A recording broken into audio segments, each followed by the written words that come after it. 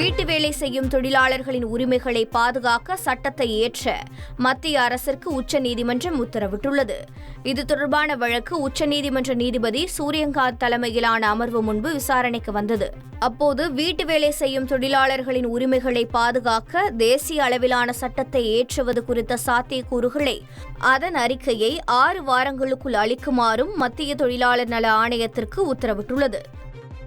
முதுநிலை மருத்துவ படிப்புகளில் அந்தந்த மாநிலத்தைச் சேர்ந்தவர்களுக்கு உறைவிட அடிப்படையில் இடஒதுக்கீடு அளிப்பது அரசியலமைப்பு சட்டத்திற்கு முரணானது என்று உச்சநீதிமன்றம் தீர்ப்பு கூறியுள்ளது.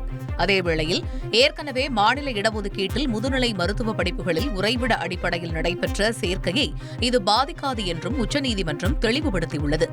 சண்டிகர் மருத்துவக் கல்லூரி மருத்துவமனையில் முதுநிலை மருத்துவ படிப்புகளில் உறைவிட அடிப்படையிலான இடஒதுக்கீடு முறை செல்லாது என்று பஞ்சாப், ஹரியானா உயர்நீதிமன்றம் தீர்ப்பு கூறியிருந்தது.